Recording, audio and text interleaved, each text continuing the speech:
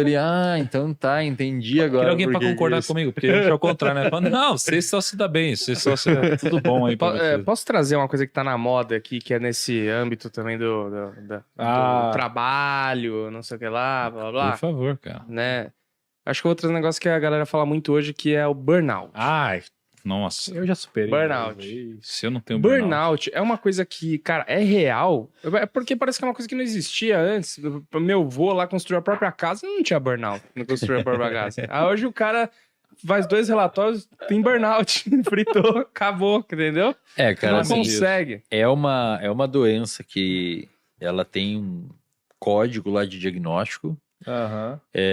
O burnout hoje é uma síndrome, então ela é um conjunto de várias doenças que precisam ser ali associadas ao ambiente de produtividade da pessoa, né? O ambiente de trabalho e tal.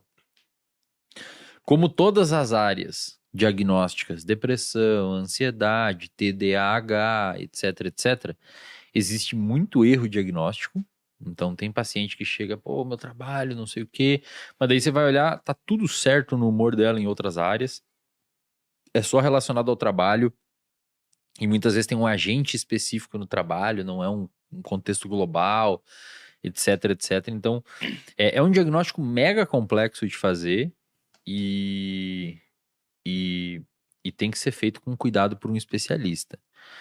Agora, claro, muitas pessoas que se enquadram com burnout não tem burnout, né? A pessoa, às vezes, ela tá com outro tipo de problema, tipo ansiedade ou depressão. Ou odeia o emprego. Ou não gosta do emprego, exato. É tipo...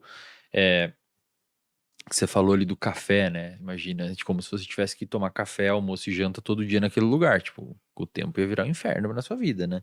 Imagina ficar o dia inteiro ali e tal. Então, o burnout é isso. Às vezes a pessoa, de fato, não gosta do emprego. Muitas vezes ela precisa ficar devido ao dinheiro e aí, de fato, isso vira uma questão estressogênica que pode culminar na abertura de um quadro. Só que, eu acho que o recado que fica sobre burnout é assim, é um diagnóstico mega complexo, porque é uma síndrome. Então, é um conjunto de vários diagnósticos. Não é fácil de fazer. Para ser relacionado com burnout e não outro transtorno psiquiátrico, tem que ter uma relação forte com o trabalho.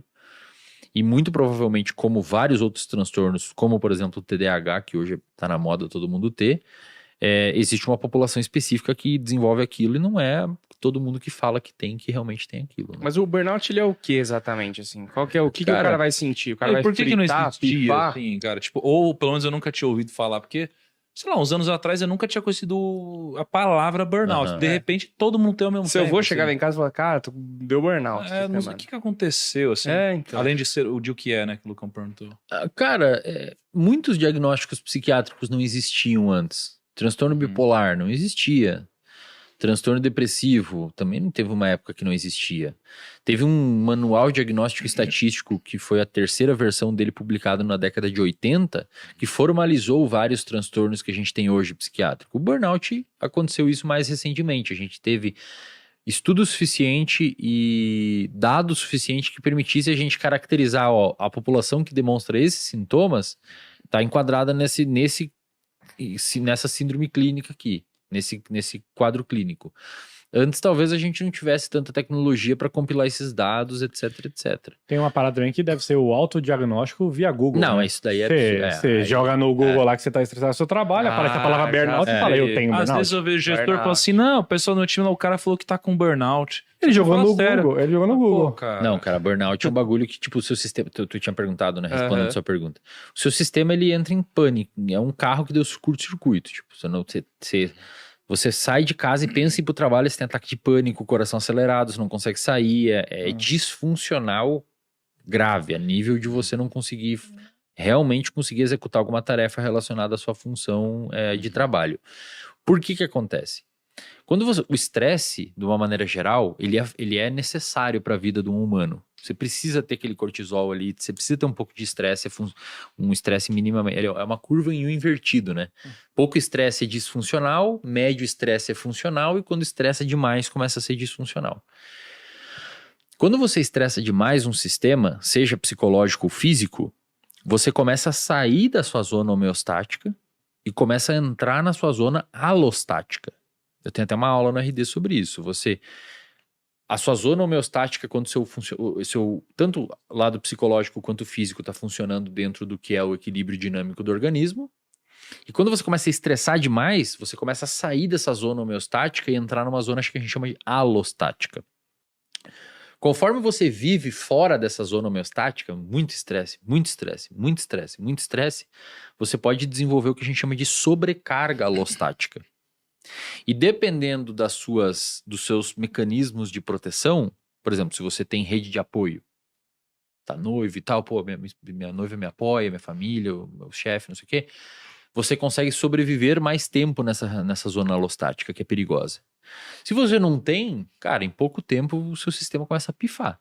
A nível psicológico, você abre uma depressão, uma ansiedade, um pânico, um estresse pós-traumático, que tudo isso meio junto sugere um burnout. A nível físico, se você treina demais na academia, você pode visitar essa zona alostática e o problema que isso vai culminar dessa sobrecarga alostática é você lesionar. Então, o seu sistema ele não pode ser estressado tanto.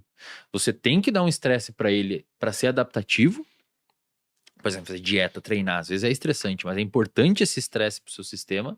Estudar, às vezes é estressante, mas trabalhar, às vezes é estressante, mas é importante. Só que se isso começar a virar uma zona, a você ter sobrecarga alostática, o seu sistema começa a dar tilt e aí começam a abrir esses quadros.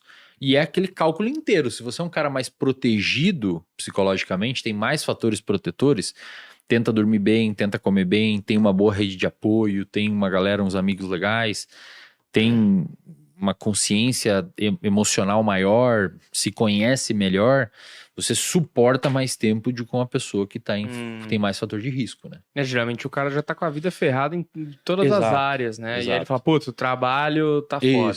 Isso. Aí às vezes o próprio trabalho deixa ele estressado, que ele foi ríspido com as pessoas, afasta todo mundo. Aí virou uma bola de neve gigantesca. Entendi.